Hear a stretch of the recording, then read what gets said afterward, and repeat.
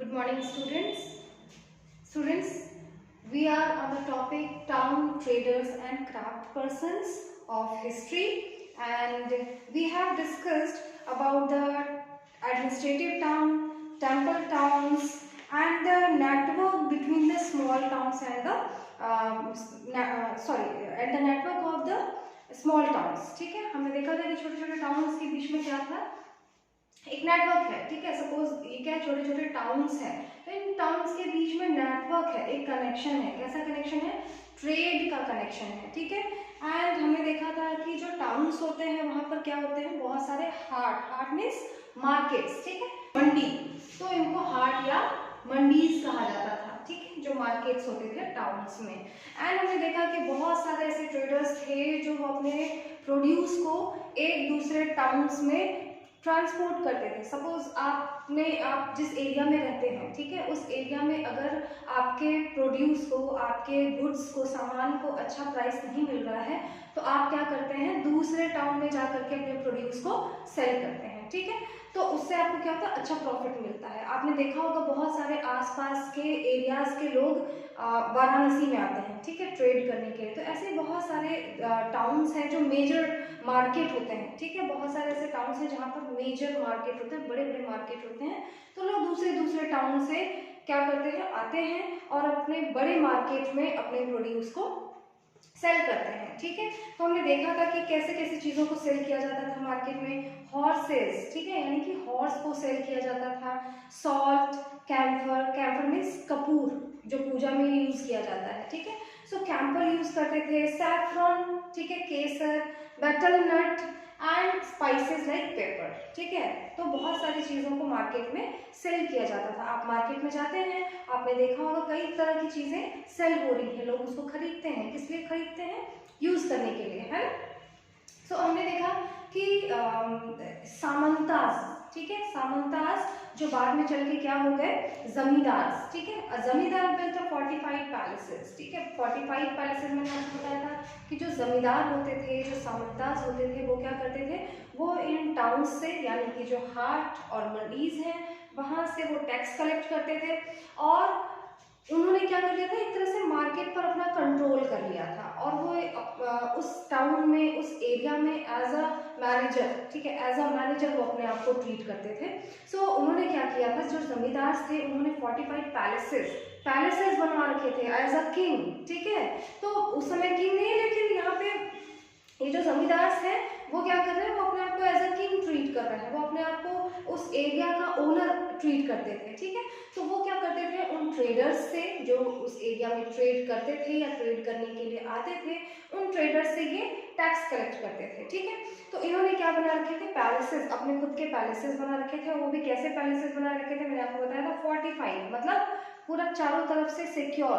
ठीक है, दीवार बना करके, आपने देखा होगा बहुत सारे डिजाइनर वॉल्स वो क्रिएट करते थे, या कुछ ना कुछ ऐसे, या सिंपल वॉल्स। मतलब आप देखेंगे जो लास्ट हमारे जो प्रीवियस या एंशियंट टाइम की जो बिल्डिंग्स हैं, पैलेसेस हैं, आप देखेंगे वो चारों तरफ से बड़ी ऊंची ऊंची दीवारों से घिरी होती थी। ठीक है, तो वो 45 होते थे। ठीक है, तो पैलेसेस होते थे।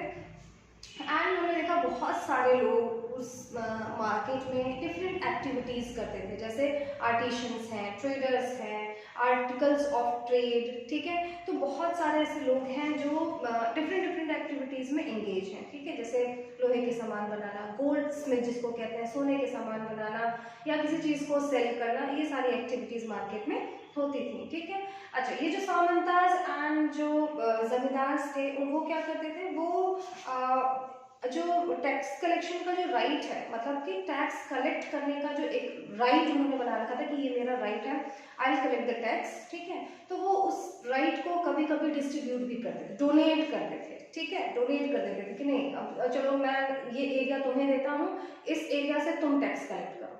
तो ये एक तरह से डोनेट कर दिया टैक्स कलेक्शन एरिया। ठीक है, मतलब जैसे आपको गवर्नमेंट ने क्या दिया, या हमारे जो लेवल ऑफ गवर्नमेंट है ना, central government, state government and local government, तो हर लेवल ऑफ गवर्नमेंट का अपना अपना टैक्स कलेक्शन एरिया है। ठीक है, तो इसी तरह से जो जमींदार थे और सामंताज थे, उन्होंने क्या किया, उन्होंने जो टैक्स कलेक्शन का जो राइट है उसको डिस्ट्रीब्यूट करना शुरू कर दिया। ठीक है, सो हमने क्या देखा, टैक्सेस ऑन मार्केट, मैंने आपको होमवर्क दिया था कि you will find out more tax collection और which type of taxes collect by the government, ठीक है, हु कलेक्ट दीज टैक्सेस। आज के टाइम में, प्रेजेंट टाइम में कौन टैक्स कलेक्ट करता है, किस तरह से टैक्स कलेक्ट करता है और किस फॉर्म में कलेक्ट करता है, मतलब टैक्स किस रूप में लिया जाता है, ठीक है। और ये सारी चीज़ों को मैंने आपको होमवर्क दिया था सर्च करने के लिए। सो आई होप सभी ने कर लिया होगा। यस, नेक्स्ट है ट्रेडर्स बिग एंड स्मॉल, ठीक है। यहाँ पे बिग एंड स्मॉल ट्रेडर्स के बारे में भी हमने पढ़ा था कि कुछ ट्रेडर्स होते थे जो आपस में क्या करते थे, ट्रेड करते थे, ठीक है। सो वी हैव रेड कि there were different kind of traders like big and small traders, है ना, हमने देखा था। सो ये जो बड़े और स्मॉल ट्रेडर्स होते थे उसमें एक ग्रुप फॉर्म होता था, ठीक है। ट्रेडर्स क्या करते थे, अपना एक एसोसिएशन, एक ग्रुप फॉर्म करते थे और उसमें उस ग्रुप का एक हेड बनाते थे, हेडमैन बनाते थे, ठीक है। और वो हेडमैन उस ग्रुप के बिहाफ से कस्टमर से नेगोशिएट करता था, यानी कि मोल भाव करना, ठीक है। जैसे आप मार्केट में जाते हैं कोई सामान खरीदने के लिए तो आप नेगोशिएट करते हैं ना कि नहीं इतने नहीं इतने का दो, ठीक है। जैसे मान लो आपसे जो वेजिटेबल सेलर है ना, सब्जी बेचने वाला है, तो सब्जी बेचने वाले ने कहा कि नहीं टोमेटोज कैसे हैं 20 रुपीज़ के 250 ग्राम, है ना। तो आपने कहा नहीं नहीं आप 15 रुपीज़ के दो मुझे, ठीक है। तो ये नेगोशिएट करना हो गया, है ना। तो नेगोशिएट करने के लिए वो अपना एक हेडमैन बनाते थे, अपने एसोसिएशन का, अपने ग्रुप का एक हेड पर्सन बनाते थे और वही हेड पर्सन क्या करता था, कस्टमर के साथ डीलिंग करता था, ठीक है। हाँ, फिर हमने देखा कि हम देखते हैं हमारे कंट्री के डिफरेंट पार्ट में, लाइक हम गुजरात देखते हैं या फिर हम अपना नॉर्दर्न एरिया देखते हैं या सदर्न एरिया देखते हैं, तो हम देखते हैं कि जो ट्रेडर्स हैं उन्होंने अपने गिल्ड बना रखे हैं। गिल्ड मतलब क्या है, अपने एसोसिएशंस, अपना एक ग्रुप बना रखा है, ठीक है। गिल्ड मतलब होता है एक ट्रेडिंग ग्रुप, ठीक है, जिसको हिंदी में क्या बोलते हैं, व्यापारिक संगठन, ठीक है। तो हम एक व्यापारिक संगठन मतलब ये जो ट्रेडर्स थे वो क्या करते थे, अपना अपना एक व्यापारिक संगठन यानी कि गिल्ड्स क्रिएट करते थे ताकि वो अपने जितने भी ट्रेडर्स हैं सबके राइट्स को प्रोटेक्ट कर सकें, है ना। हम यूनिटी कब फॉर्म करते हैं, एक ग्रुप कब फॉर्म करते हैं, जब हमें एक कोई चेंज लाना हो या कोई डिमांड अपने फुलफिल कराना हो या अपने आप सभी को जोड़ करके रखना हो ताकि हमारे साथ कुछ गलत ना हो जाए, ठीक है। तो इसी तरह से जो बिजनेसमैन थे, जो ट्रेडर्स थे, वो क्या करते थे कि अपने ग्रुप फॉर्म करते थे ताकि उनके राइट्स का कोई एक्सप्लॉयटेशन न कर पाए, ठीक है। और वो यूनिटी में रहेंगे तो क्या रहेंगे, स्ट्रॉन्ग रहेंगे, ठीक है। सो हमने देखा कि मनी ग्रामम एंड नान देसी, ये क्या थे, एक तरह का गिल्ड था, यानी कि एक ग्रुप था। किसका ग्रुप था, ट्रेडर्स का ग्रुप था, है ना। तो हम ये देखते हैं। उसके बाद हमने कहाँ देखा था, मारवाड़ी ओसवाल, ठीक है। मारवाड़ी ओसवाल ये बहुत फेमस थे ट्रेडिंग ग्रुप इंडिया के। चेटियार और मारवाड़ी ओसवाल ये दो बहुत फेमस ट्रेडिंग ग्रुप थे इंडिया के, एंड आज भी वो बहुत ज़्यादा कह सकते हैं इंडिया में अपनी पकड़ बना चुके हैं। मतलब बहुत अच्छा इनका ट्रेड चल रहा है, बहुत अच्छा बिजनेस चल रहा है ना, बहुत जाने माने ब्रांड है ये। सो फिर हमने देखा था बोहराज, ठीक है।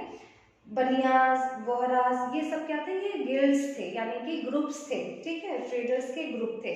और ये डिफरेंट काइंड ऑफ बिजनेसेस करते थे, जैसे हमने बात की थी स्पाइसेस सेलिंग करना, ब्लू पॉटरी एंड सिल्वर, ये सारी चीज़ों का एक्सचेंज करना, ये सारी चीज़ें वहाँ पर हो रही थी उस समय, ठीक है। कब हो रही थी, 8th सेंचुरी की बात कर रहे हैं, ठीक है, ड्यूरिंग 8th सेंचुरी ये सारी चीज़ें हो रही हैं। फिर हमने क्या देखा, the town of the west coast were home to Arab, Persian, Chinese, Jewish and Syrian Christian traders। हमारा जो वेस्ट कोस्ट है, इंडिया का जो वेस्टर्न कोस्ट है, ठीक है, वेस्टर्न कोस्ट आई होप सभी को पता होगा। यस, ये हमारा जो वेस्टर्न कोस्ट है इंडिया का, ये है ना वेस्टर्न कोस्ट, ठीक है। तो this was the we can say this was the home of Arab, Persian, Chinese, Jewish and Syrian Christian traders, ठीक है। एक तरह से इनका घर बन चुका था, मतलब यहाँ से इतना ज़्यादा ट्रेड किया जाता था, ठीक है, डिफरेंट कंट्रीज के थ्रू। तो एक तरह से इनका घर था या सेंटर बन चुका था, trading center. Indian spices and clothes sold in the Red Sea port, ये हम लोग पढ़ चुके हैं कि इंडियन जो स्पाइसेस थे वो सोल्ड होते थे, ठीक है, क्लोथ्स सोल्ड होते थे इस इधर से रेड सी ये सारी चीज़ें हम पढ़ चुके हैं। कुकिंग, जो कुकिंग की चीज़ें हैं, कॉटन बॉल्स हैं, बहुत सारी ऐसी चीज़ें हैं जो हमारे कंट्री के वेस्टर्न पार्ट से यहाँ से ट्रांसपोर्ट होती थी, ठीक है, डिफरेंट कंट्रीज में ट्रांसपोर्ट होती थी, ठीक है। सो अब हम लोग नेक्स्ट क्या पढ़ रहे हैं, काबुल, ठीक है, हम यहाँ से कंटिन्यू करेंगे काबुल से। सो with its rugged mountain landscape, Kabul in present day Afghanistan, Kabul कहाँ है अभी, अफगानिस्तान में है, ठीक है। सो हम देखते हैं कि यहाँ पर क्या है, माउंटेनियस लैंडस्केप है, मतलब बहुत ज़्यादा माउंटेन्स वहाँ पर हैं, ठीक है। और रग्ड माउंटेन का मतलब क्या था, रग्ड, यहाँ पे रग्ड लिखा हुआ ना, रग्ड मीन्स बहुत क्रिटिकल जो कंस्ट्रक्शन, ये स्ट्रक्चर होता है, ठीक है, बहुत क्रिटिकल जिसको बोलते हैं, ठीक है, रिजिड बोलते हैं, तो रग्ड रिजिड टाइप का वहाँ पर माउंटेनियस लैंडस्केप देखा जाता है, कहाँ पर, काबुल में। became politically and commercially important from the 16th century, लेकिन ये जो एरिया है काबुल का, ये बहुत इंपॉर्टेंट सेंटर बन चुका था कॉमर्शियली, ठीक है, कॉमर्शियल पर्पस के लिए बहुत इंपॉर्टेंट हो चुका था, कब, इन 16th सेंचुरी, कब हो चुका था, 16th सेंचुरी से।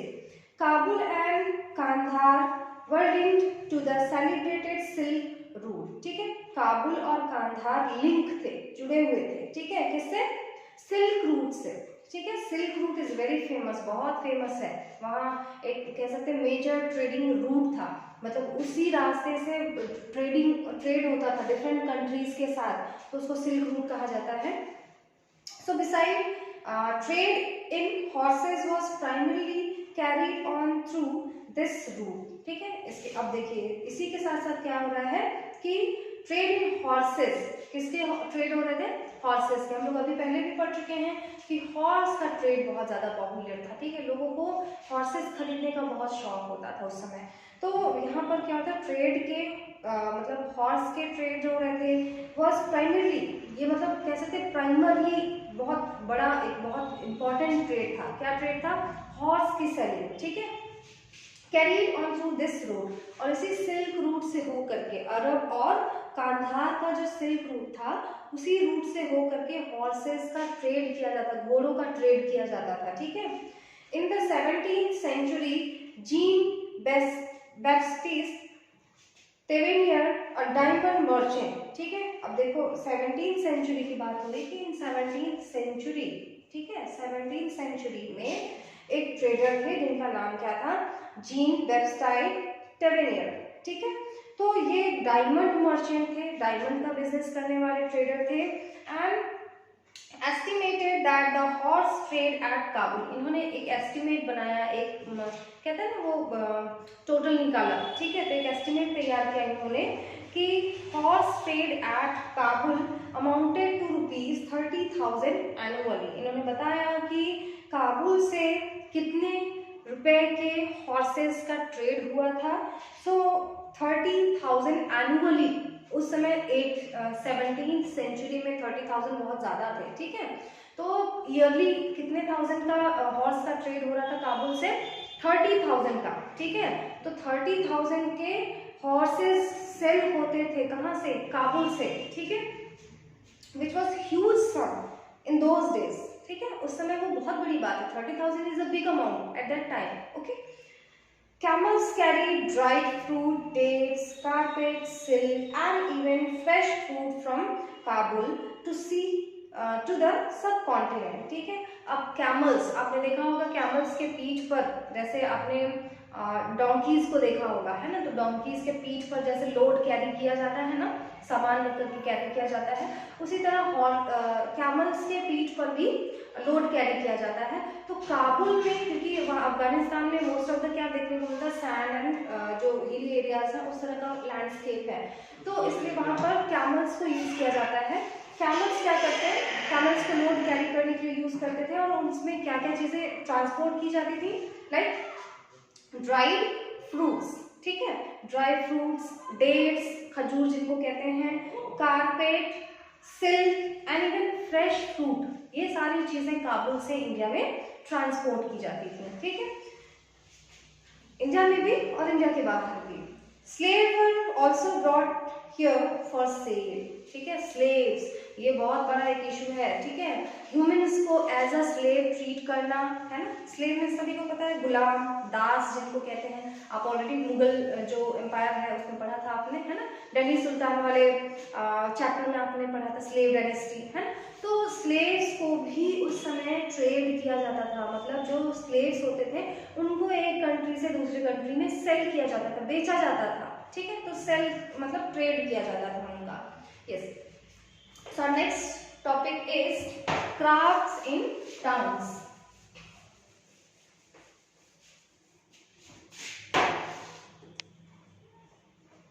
क्राफ्ट्स इन टाउन्स, ठीक है।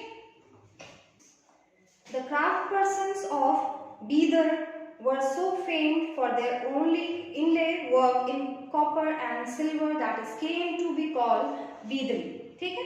आप देखो कुछ क्राफ्ट पर्सन्स, अभी हम लोग क्राफ्ट पर्सन्स के बारे में स्टार्ट करते हैं। तो वो are craft persons. Craft persons वो होते हैं जो डिफरेंट आर्ट एंड आर्किटेक्ट को क्रिएट करते हैं। जैसे अगर कोई पॉटर है, ठीक है, मिट्टी के बर्तन बनाने वाला है, ही इज ऑल्सो क्या है, he is also craft persons, ठीक है। अगर कोई लोहे का सामान बनाने वाला है या स्टैचू बनाने वाला है, स्टैचू बनाने वाला जो इंसान है, तो उसको भी हम क्या कहेंगे, क्राफ्ट पर्सन कहेंगे, ठीक है। तो डिफरेंट जो आर्ट एंड आर्किटेक्चर या बहुत अच्छी डिजाइनिंग स्टैचूज क्रिएट करने वाले, मेटल की बहुत सारी खूबसूरत चीजें बनाने वाले, हम उन सभी लोगों को क्या कहते हैं, क्राफ्ट पर्सन्स कहते हैं, ठीक है। So the craft persons of Bidar, Bidar क्या है, बीदर एक प्लेस है, ठीक है। तो बीदर के जो क्राफ्ट पर्सन्स हैं वर सो फेम, वो बहुत ज्यादा फेमस थे, उनका बहुत ज्यादा नाम था, किस लिए, फॉर देयर इनले वर्क, ठीक है, उनके इनले वर्क के लिए। इनले वर्क क्या है, उनके डिजाइनिंग के लिए। किसमें वो डिजाइनिंग करते थे, कॉपर एंड सिल्वर, किस पर करते थे, कॉपर की चीजों पर और सिल्वर की चीजें वो बनाते थे, और उसमें जो उनकी डिजाइनिंग होती, जो इनलेज वर्क होता था, उसके लिए वो बहुत ज्यादा फेमस थे, ठीक है। That is came to be called Bidri, ठीक है, क्योंकि वो बीदर जो क्राफ्ट पर्सन थे, बीदर के क्राफ्ट पर्सन के थ्रू बनाया हुआ था वो, इसीलिए उस वर्क को क्या कहा जाता है, बीदरी कहा जाता है, ठीक है। मतलब उन्हीं उस प्लेस के नाम पे ही उस क्राफ्ट का नाम रख दिया गया है कि बीदरी, ठीक है।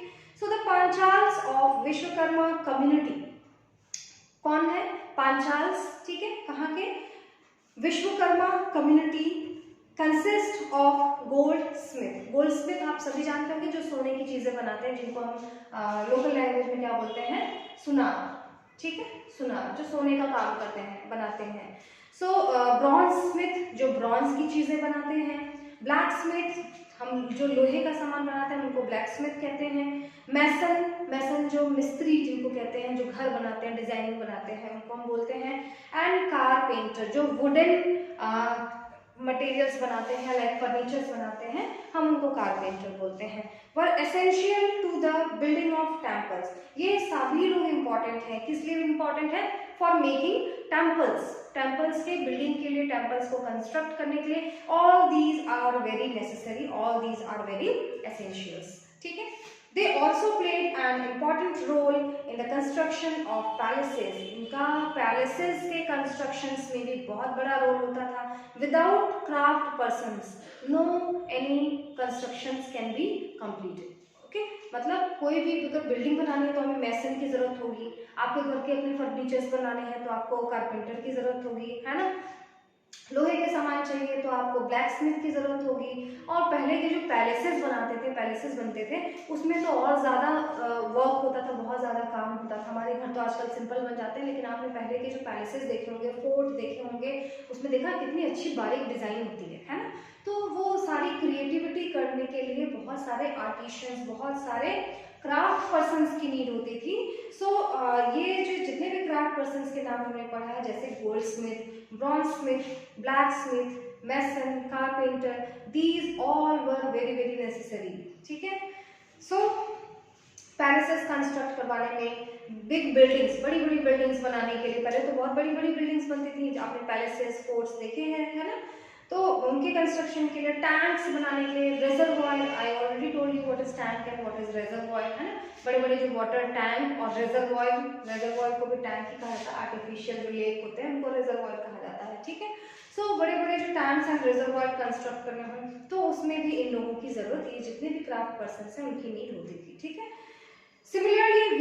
such as the Saliar or Kaikolers emerged as prosperous communities. ठीक है, इसी तरह आप देखेंगे कि सलियार और हम कह सकते हैं काइकोलर्स emerged as prosperous communities. ये emerge होते हैं, ठीक है, कैसे मतलब जैसे एक होता है ना प्रभाव में आना, इफेक्ट होना, ठीक है, तो ये सोसाइटी में emerge होते हैं and making donation to the temples, और ये क्या करते हैं टेम्पल्स के कंस्ट्रक्शन में डोनेट करने लगते हैं। ये कौन से लोग हैं, ये एक प्रॉस्पेरस कम्युनिटी में emerge हो रहे हैं, मतलब क्या है सोसाइटी में एक रिच पर्सन के रूप में, एक प्रॉस्पेरस पर्सन के रूप में ये डेवलप होते हैं और ये डोनेशन करते हैं for the making temples.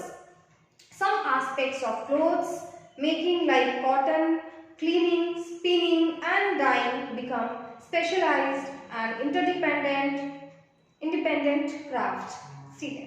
Some aspect of clothes, ठीक है, जैसे कॉटन के अगर कपड़े बनाने का कोई काम करना है, ठीक है, तो उसमें बहुत सारे काम होते हैं, जैसे आपने देखा होगा कॉटन के प्लांट्स होते हैं, है ना, तो उन कॉटन फील्ड से कॉटन को चुन के लाना, कॉटन बॉल्स को चुन के लाना, फिर उनको स्पिनिंग करना, उनको धुलना, क्लीन करना, डाई करना, थ्रेड बनाना, फिर उससे क्लॉथ्स बनाना, बहुत सारा प्रोसेस होता है, ठीक है। तो सारे इस प्रोसेस में यानी फॉर मेकिंग क्लोथ्स, ठीक है, in the process of making clothes, so we need what, एक specialised craft person, we need a specialised craft person, है ना, एक स्पेशलाइज्ड क्राफ्ट पर्सन होना चाहिए, स्किल्ड क्राफ्ट पर्सन होना चाहिए, उसको सारी चीजें आनी चाहिए अच्छे से, एंड इंडिपेंडेंट क्राफ्ट, ठीक है। ये क्या है, एक तरह का इंडिपेंडेंट क्राफ्ट है, आप इससे बहुत सारी चीजें बना सकते हैं, ठीक है। तो ये हमने क्या पढ़ा, किस तरह के क्राफ्ट के वर्क टाउन्स में होते थे from 8th century to 18th century, ठीक है। तो ये अभी हम लोग यहाँ पे स्टॉप करते हैं इस टॉपिक को, and you will see the figure 4 and figure 5, ठीक है। आप फिगर 4 एंड फिगर 5 को पढ़ेंगे और you will find out some more craft which were used in the 8th century. Okay students, so let's stop this topic here and thank you so much.